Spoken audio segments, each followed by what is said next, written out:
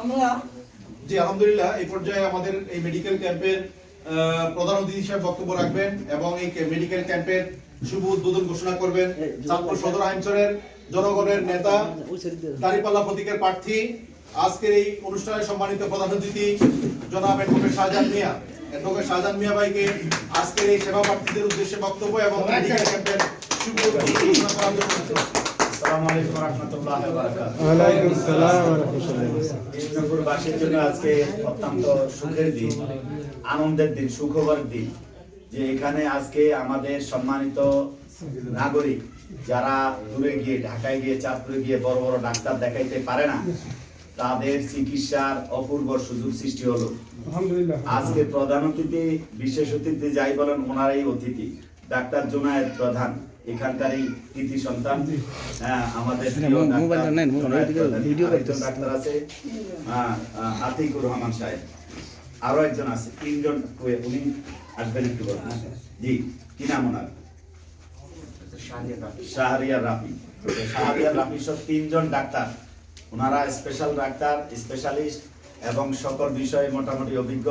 গ্রাম অঞ্চলে আপনারা যে সমস্যায় ভুগছেন, আমাদের মায়েরা, আমাদের বোনেরা, ভাইয়েরা, আমাদের চাচারা, সেই বিশেষজ্ঞ ডাক্তারদেরকে আপনারা পাইছেন। খুশি হয়েছেন না? আলহামদুলিল্লাহ।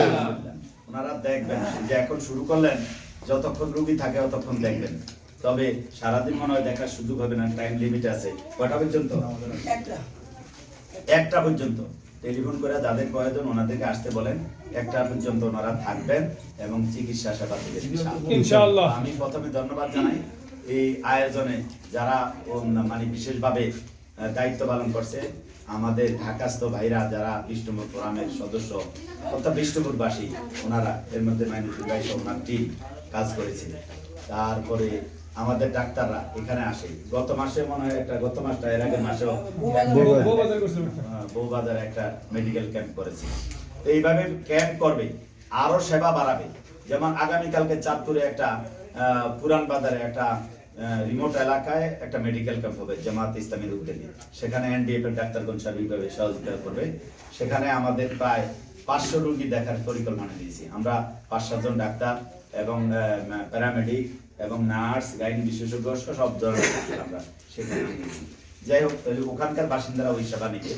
আমরা সারা দেশেই এই মেডিকেল ক্যাম্প করি এবং বিনামূল্যে। একজন বিশেষজ্ঞ ডাক্তার দেখাইতে যে 500 টাকা, 1000 টাকা, 2000 টাকা পর্যন্ত ভিজিট দিয়ে দেখতে হয়, এরপরে ঘন্টার পর ঘন্টা লাইন দিয়ে দেখতে হয়। কিন্তু এই বিশেষজ্ঞ ভালো ডাক্তাররা আমাদের বাসার সামনে আইসা আমাদেরকে চিকিৎসা দিচ্ছে। অনেক ভালো খবর না? আলহামদুলিল্লাহ। আমরা ওনাদের কাছে কৃতজ্ঞতা জ্ঞাপন করছি যে ওনারা কষ্ট করে নিজের রুটি রোজগারের কথা বাদ দিয়ে শুধু মানবতার সেবা, মানুষের প্রতি দায়িত্ববোধ এবং জনকল্যাণমূলক কাজের চিন্তা করে, সমাজ সেবামূলক কাজের চিন্তা করে ওনারা এখানে মানে সম্পৃক্ত হয়েছে।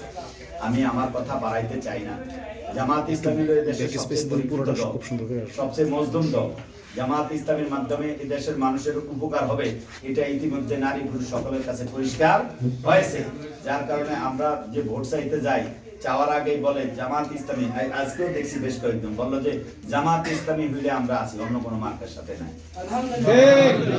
এরকম কথাবার্তা যদি অন্য দলের বন্ধুরা পায়, তারা আবার একটু খুশি হয় না, বেজার হয়, বেজার হইয়া এলোমেলো কথাবার্তা বলে। যাই হোক, আমাদের বন্ধুদেরকে আমরা ধন্যবাদ জানাই, কৃতজ্ঞতা জানাই যে বন্ধুরা যাই প্রচার করুক, অপপ্রচার করুক, ইনশাল্লাহ আমরা কারোর বিরুদ্ধে অপপ্রচার করবো না। আমরা সঠিক লাইনের কাজ, পজিটিভ কাজ, কল্যাণের কাজ, মানবতার কাজ, এগুলি চালিয়ে যাবো। ঠিক আছে?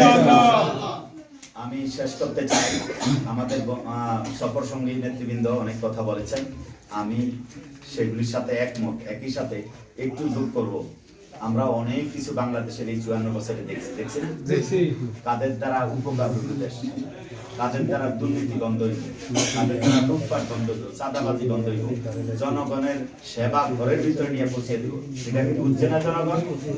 সাধারণ 10 টাকা মূল্যের চাল আমাদের